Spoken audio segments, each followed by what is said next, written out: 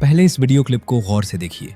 ये खौफनाक दृश्य सिर्फ एक हादसा नहीं, बल्कि एक ऐसी साजिश का हिस्सा है जिसने पूरे देश को एक ही रात में हिलाकर रख दिया था। इस वीडियो की जड़ में है 600 करोड़ की कंपनी का मालिक और उसका नाबालिग बेटा वेदांत अग्रवाल। इस वीडियो से शुरू हुई कहानी जितनी भयानक है, उससे कहीं ज्यादा डरावनी भी है। इसके पीछे की साजिशों में पैसे और पावर का खुला इस्तेमाल और सिस्टम की कमियों का नंगा नाच देखने मिलता है। हम बात कर रहे हैं 19 मार्च 2024 की उस रात की, जब पुणे की सड़कों पर एक पोर्शे कार ने 2 मासूम जिंदगियों को कुचल दिया था। बदले में कोर्ट की मांग, सिर्फ 300 शब्दों का निबंध। 2 जिंदगियों की कीमत, केवल 300 शब्द। तो दोस्तों, आज मैं आपको इस सनसनीखेज केस की पूरी कहानी बताने जा रहा हूं। आखिर इस हादसे के पीछे क्या था? पावर और पैसे का गलत इस्तेमाल कैसे हुआ? कितने लोग गिरफ्तार हुए? अपराधियों को क्या सजा मिली? और इस केस का पूरा सच क्या है? मेरी गुजारिश है कि इस कहानी को आखिर तक सुने, क्योंकि जो आज मैं आपको बताने जा रहा हूं, वो सुन के आपका पुलिस प्रशासन से भरोसा ही उठ जाएगा। आगे बढ़ने से पहले चैनल को सब्सक्राइब जरूर से कर लीजिए। ये कहानी शुरू होती है पुणे के एक रईस अग्रवाल परिवार से। वेदांत अग्रवाल 17 साल 8 महीने का एक नाबालिग लड़का, जिसके पिता विशाल अग्रवाल पुणे के बड़े रियल एस्टेट बिजनेसमैन हैं। उनकी company Brahma Corp 5 star hotels और बड़े प्रोजेक्ट्स के लिए जानी जाती है। परिवार की कुल संपत्ति 600 करोड़ से भी ज्यादा। लेकिन ये रईसी ही इस कहानी की जड़ बनी। 13 मई 2024 को CBSE 12th बोर्ड का रिजल्ट आया। वेदांत ने ठीक ठाक नंबरों के साथ पास किया। खुशी में उसने दोस्तों के साथ पार्टी करने का प्लान बनाया।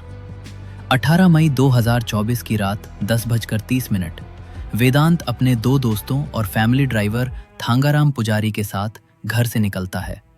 घर में कई गाड़ियां थीं, लेकिन वेदांत ने चुना अपनी नई नवेली पोर्शे टेकन कार, जिसकी कीमत 2.5 करोड़ रुपए। ये कार उसके दादा सुरेंद्र अग्रवाल ने उसे बर्थडे गिफ्ट में दी थी। हैरानी की बात तो ये थी कि कार का रजिस्ट्रेशन भी नहीं हुआ था और वेदांत के पास ड्राइविंग लाइसेंस भी नहीं था। फिर भी उसके पिता विशाल ने उसे चाबी थमा दी। वेदांत अपनी पोर्शे लेकर कोरेगांव के कोजी रेस्टोरेंट एंड बार पहुंचा। वहां उसने और उसके दोस्तों ने महंगी शराब ऑर्डर की। ऐसी शराब जो कानूनी तौर पर सिर्फ 25 साल से ऊपर वालों को मिलती है। नियमों के अनुसार नाबालिग को शराब देना गैर कानूनी है, लेकिन बार वालों ने बिना सवाल किए शराब परोस दी। वेदांत ने इतनी शराब पी कि बार वालों ने और सर्व करने से मना कर दिया। उनका बिल बनता है 48,000 रुपए का। वेदांत ने अपने दादा का क्रेडिट कार्ड निकाला, पेमेंट की और वहां से निकल गया। उसने इतनी दारू पी ली थी कि वो नशे में लड़खड़ा रहा था। ड्राइवर थांगाराम ने कार चलाने की पेशकश की, लेकिन वेदांत ने उसे बगल की सीट पर बिठाकर खुद स्टीयरिंग संभाल लिया। रात 12:25 पर इतनी शराब पीने के बाद भी वेदांत और उसके दोस्त फिर कल्याणी नगर के ब्लैक पब पहुंच गए। वहां पहले तो उन्हें एंट्री नहीं मिली, क्योंकि ये मेंबर्स ओनली क्लब था, लेकिन वेदांत ने बाउंसर को धोखा देकर अंदर घुस लिया। यहां भी जमकर शराब पी गई। इस पब का बिल बनता है 69,000 रुपए। यानी कुछ घंटों में 3 नाबालिगों ने 1,17,000 रुपए की शराब पी डाली। रात 2:30 बजे वेदांत इतने नशे में था कि उसका खुद पर कंट्रोल नहीं रहा। फिर भी उसने ड्राइवर को मनाकर खुद कार चलाने की जिद की। थांगाराम ने फोन पर विशाल अग्रवाल को इसकी जानकारी भी दी, लेकिन कथित तौर पर विशाल ने कहा, तुम बगल में बैठो, कार वेदांत को चलाने दो। इधर कल्याणी नगर में ही 5 दोस्तों का ग्रुप एक रेस्टोरेंट में खाना खा रहा था। इनमें थे अनीश अवधिया और अश्विनी कोष्ठा। दोनों 24 साल के, मध्य प्रदेश के रहने वाले थे और पुणे में सॉफ्टवेयर इंजीनियर थे। रात 1:30 पर खाना खाकर अनीश ने अश्विनी को अपनी पल्सर बाइक पर घर छोड़ने का फैसला किया।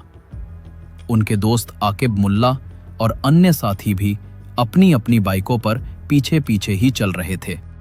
रात 2:30 कल्याणी नगर की सड़कों पर सन्नाटा हो चुका था। तभी हवा से बातें करती एक पोर्शे टेकन कार 150 से 200 की रफ्तार से आकिब की बाइक को क्रॉस करती है। आकिब कुछ समझ पाता उससे पहले ही उसे एक जोरदार धमाका सुनाई देता है। उसने देखा उसी पोर्शे ने अनीश की बाइक को टक्कर मार दी। टक्कर इतनी जबरदस्त थी कि अनीश और अश्विनी सड़क पर गिर गए। अनीश की बाइक स्किड करते हुए एक स्विफ्ट कार से टकराई। दोनों लहूलुहान हो गए। सड़क पर खून फैल गया। रात 2:45 आकिब और कुछ लोग उन्हें ऑटो में अस्पताल ले गए, लेकिन 2:50 पर अनीश को और ठीक 2 मिनट बाद अश्विनी को मृत घोषित कर दिया गया। हादसे के बाद वेदांत कार से उतरा। वहां इकट्ठा हुई भीड़ ने उसे पकड़ लिया और कुछ लोगों ने मारपीट भी की। पुलिस ने वेदांत, ड्राइवर थांगाराम और उसके 2 दोस्तों को हिरासत में लेकर यवतमाल पुलिस स्टेशन पहुंचाया। अभी तक ये एक साधारण केस लग रहा था, लेकिन यहीं से शुरू होता है पैसे और पावर का गंदा खेल। विशाल अग्रवाल को हादसे की खबर मिलते ही उन्होंने स्थानीय विधायक सुनील टिंगरे को फोन किया, जो अजीत पवार की पार्टी से हैं। कथित तौर पर सुनील खुद पुलिस स्टेशन पहुंचे ताकि वेदांत को बचाया जा सके। हालांकि उन्होंने बाद में दावा किया कि वो सिर्फ पारिवारिक दोस्ती के चलते जानकारी लेने आए थे।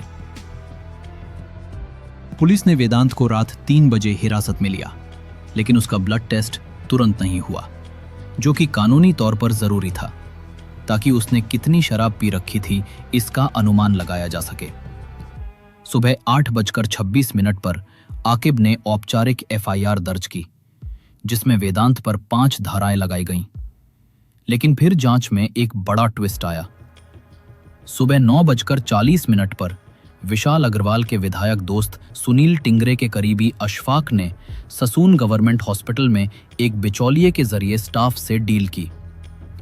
कथित तौर पर 3 लाख रुपए देकर वेदांत का ब्लड सैंपल बदल दिया गया। 11:07 पर वेदांत का ब्लड सैंपल लिया गया, लेकिन वो भी बिना CCTV वाली जगह पर। फॉरेंसिक मेडिसिन डिपार्टमेंट के HOD डॉक्टर अजय तावड़े और डॉक्टर श्री हरि हेलेनोर के आदेश पर यह सैंपल लिया गया। हैरानी की बात यह थी, रिपोर्ट में कहा गया कि वेदांत के खून में शराब नहीं पाई गई। पुलिस को यह बात हजम नहीं हुई। गवाहों ने बताया कि वेदांत नशे में था।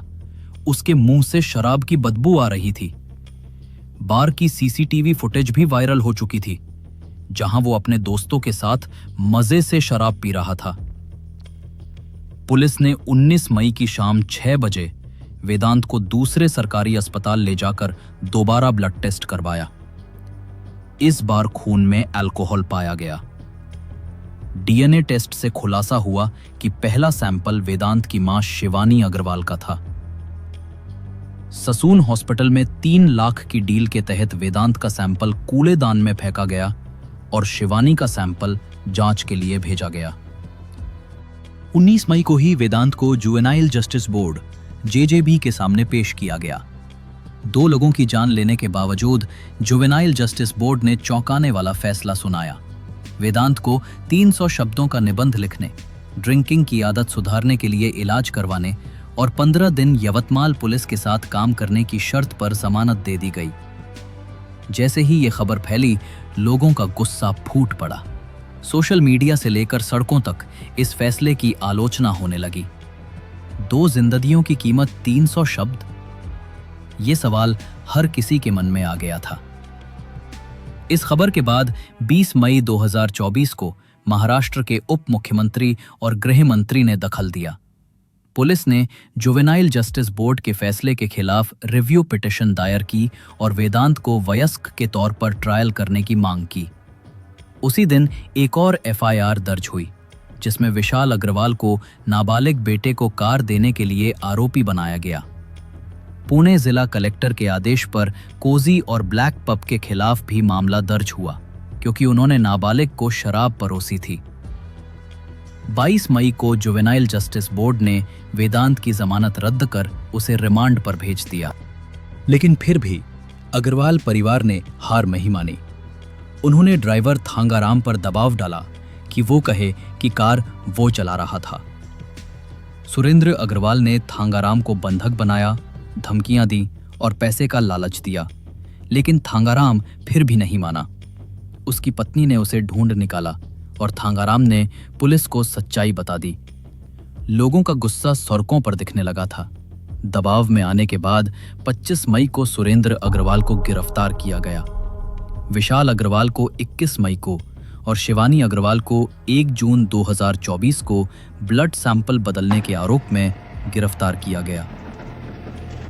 डॉक्टर अजय तावरे, डॉक्टर श्री हरि हेलेनौर और हॉस्पिटल स्टाफ अटल घाट को भी गिरफ्तार किया गया। 2 पुलिस वालों को वेदांत को पिज्जा बर्गर देने के लिए सस्पेंड किया गया। जुवेनाइल जस्टिस बोर्ड के उस अधिकारी को भी सस्पेंड किया गया जिसने 300 शब्दों की शर्त रखी थी। कुल 10 लोग गिरफ्तार हुए। वेदांत, उसके माता पिता, दादा, 2 डॉक्टर, हॉस्पिटल स्टाफ, बिचौलिया और दोनों पब के कर्मचारी व मालिक। डॉक्टर तावड़े और हेलेनौर को 3 लाख की रिश्वत के साथ पकड़ा गया। उनका मेडिकल रजिस्ट्रेशन रद्द हुआ और वो जेल में है। सुरेंद्र को किडनैपिंग केस में जमानत मिली, लेकिन पुराने केस और अंडरवर्ल्ड से कथित लिंक के चलते वो जेल में है। शिवानी को 26 अप्रैल 2025 को सुप्रीम कोर्ट से अंतरिम जमानत मिली। वेदांत की आंटी ने उसकी कस्टडी को अवैध बताकर मुंबई हाई कोर्ट में याचिका दायर की और 25 जून 2024 को उसे रिहा कर दिया गया। फिलहाल वेदांत और शिवानी जेल के बाहर हैं, जबकि विशाल, सुरेंद्र और अन्य जेल में ही है। इस केस में पैसे और पावर का गलत इस्तेमाल साफ दिखता है। एक नाबालिग ने नशे में 2 जिंदगियां छीनी और परिवार ने उसे बचाने के लिए सिस्टम को खरीदने की कोशिश की, लेकिन कुछ ईमानदार पुलिस वालों और जनता के गुस्से ने साजिश को उजागर किया। ये केस सिस्टम की कमियों को बेनकाब करता है, लेकिन यह भी दिखाता है कि सच को दबाना इतना भी आसान नहीं है। इस मामले में अभी अंतिम फैसला बाकी है।